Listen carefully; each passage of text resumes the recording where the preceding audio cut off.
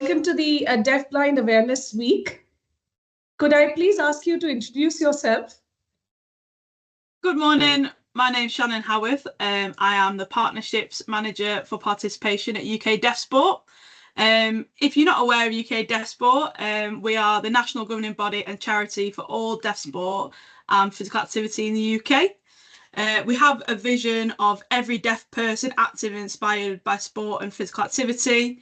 And our mission is to get more deaf people participating in sport throughout their lives and more deaf athletes performing on the world stage. Lovely. So Shannon, what are the main barriers that you feel deaf people face in the sport industry? Yeah, so from speaking to organisations and the deaf community, a few different barriers come out, and obviously they can be very different depending on the person. But to generalise, some of the barriers that come out are previous negative experience of taking part in sport and physical activity. So potentially there's a lack of deaf awareness from coaches and other participants around how they can engage deaf people into activity. And then alongside that, a lack of communication support if someone does go to a session and potentially needs additional support, such as British Sign Language interpreters, or just information given in different ways. There's sometimes a lack of that support there. So that's some of the main barriers that we hear from the deaf community and organisations who do engage deaf people. We actually currently have a UK Deaf Sport survey out at the moment, so our participation in sport and physical activity survey, which will give us a lot more understanding of those main barriers and challenges that the deaf community are facing to being active, and then hopefully we can use that as learnings and to be able to tackle that and tackle an activity. Right. So I understand that you're the partnership manager with UK Deaf Sport. So as a partnerships manager, what are some of the things that you have personally done, or as an organization that you have done to gap between the challenges that you see, the deaf people facing, and what is something that you are particularly proud of?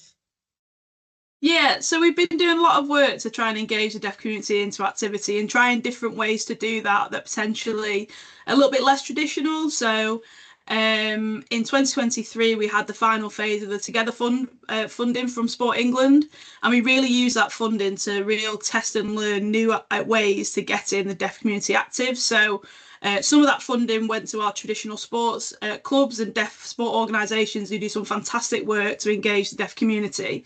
But then we also funded some organisations who potentially never engaged with UK Deaf Sport before, such as deaf societies who have fantastic engagement with the deaf community and are trusted by the deaf community, but potentially never delivered sport and physical activity before. So we brought sport and physical activity to these community groups rather than expecting people to come to a sport and physical activity session.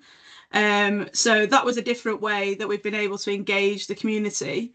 And off the back of that, we now have a new activity finder in its infancy. So we're trying to get as many organisations we know delivering deaf-friendly sport and physical activity to put that onto our activity finder, so people know of places to find deaf-friendly activity.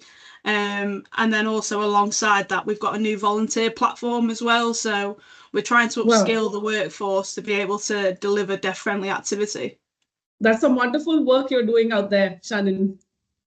Thank you. Yeah, we're really proud of the work that we're doing to tackling activity, and like I say, hopefully we can engage as many of the deaf community as possible.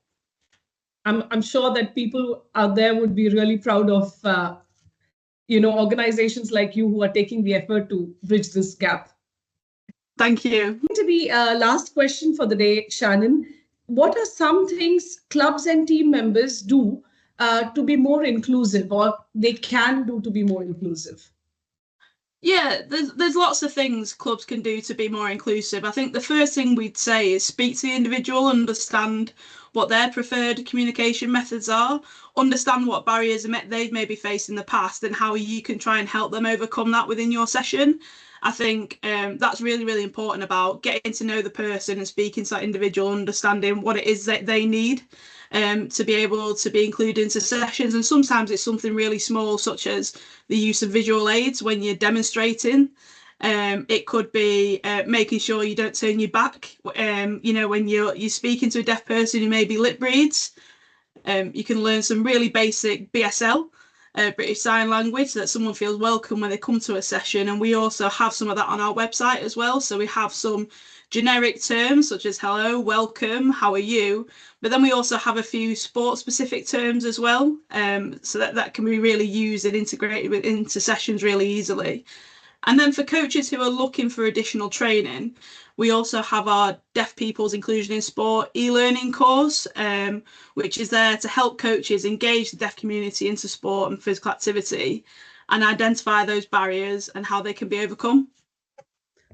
Lovely. So Shannon, thank you so much for your time today. It's been a wonderful, insightful session for us. So thank you for your time and for, you know, engaging with us.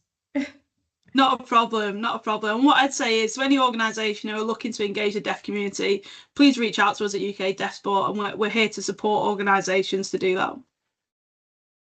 Thank you. Thank you very much.